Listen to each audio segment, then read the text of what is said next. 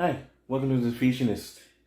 We are in the retro future past cyberpunk, and we are hunting down criminals. I'm just looking for my next target on the TV. Just waiting for some bounties to come through. Hunting down the bounty hunters.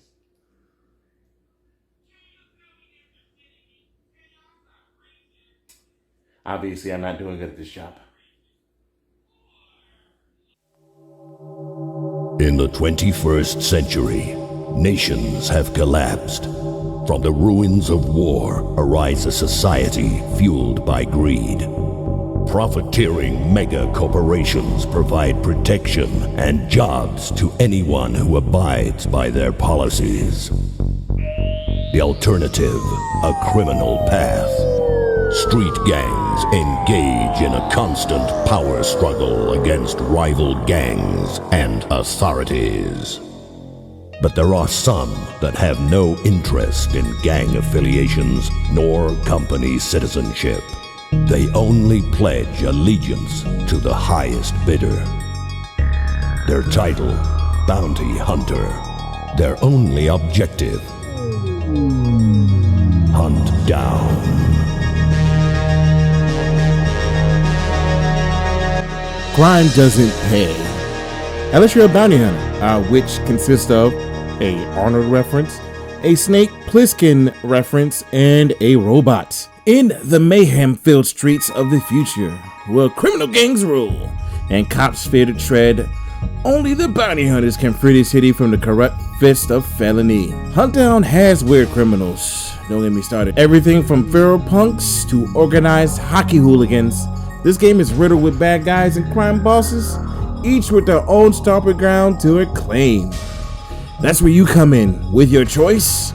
You and whoever you play with. Hunt down various criminals, all with unique personalities. Found. You're in the hoodlum turf, mate. Means you're all mine, yeah. Coming at you, yeah. At the behest of the Wolf Mother.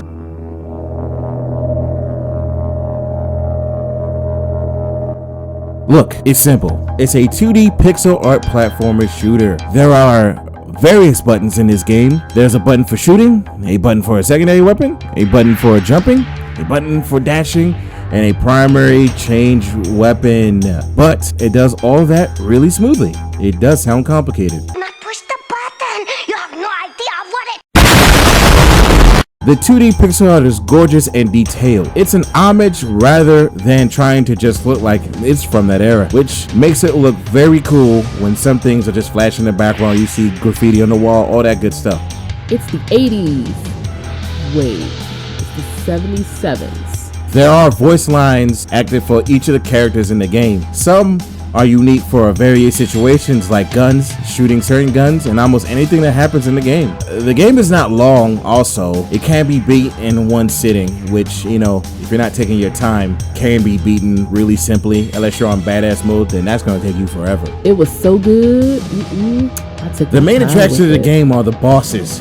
There are 20 of them. They all have their own voice lines and they have their own one-liners. They all have unique attack patterns and sometimes secondary forms you must recognize and counter. They are all decently challenging and some a little annoying but not unfair. I did die quite a few times per boss, but none of them felt annoying or impossible or just downright broken. But every one of the bosses made me feel great when I beat them. With that, the game still does play well and it does help you when it comes to, hey, it's your fault that you lost to this boss because you're not paying attention. One of my favorites for sure.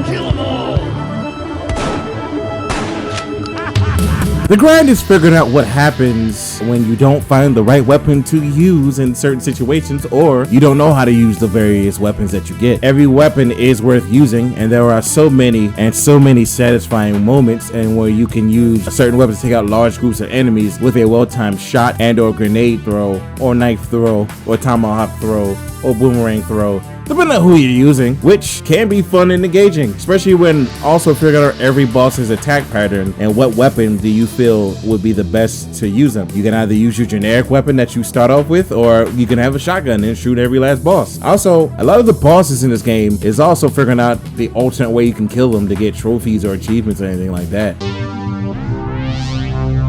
It's showtime! The collectibles are actually pretty simple for this game. You got your 5 secret locations, you got your hunter badge for killing, you got a set amount of enemies you got to kill on one level, you got collector badge for getting all the briefcase on one level, and you got your survivor badge not dying on that level. That last one, it's not easy. It's not easy in the slightest. For you completionists or you people that are trying to 100% the game, it's required that you do this on the hardest difficulty in the game. Now, that being said, if you can do that, you are a monster. I'm just putting that out there. That's just face the facts. You're not a human being. You're a creature. Okay? Factually. Got it? Cool. All fun!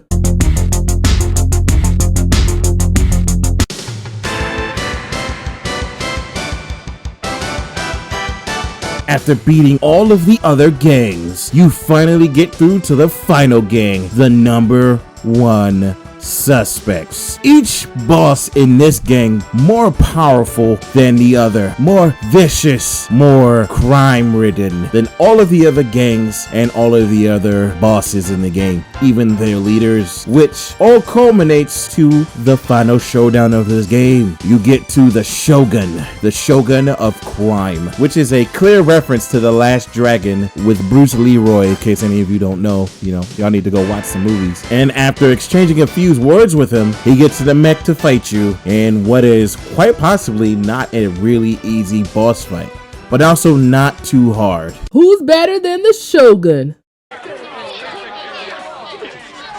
Who's better than the Shogun? Bruce Leroy, that too. Bruce Wildfang.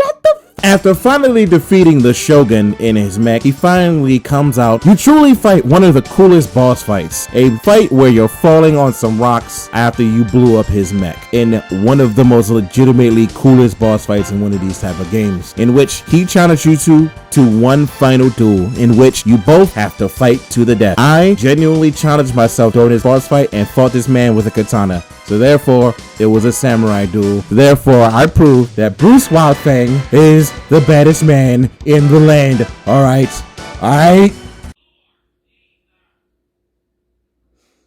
Well, I guess since we talked about the game Huntdown, I would have to say Huntdown gets my Defeationist rating of defeated. That's pretty much it. Get out of here. What did I just say? Of course, guys, as always, thank you for watching the Defeationist. And as you can see,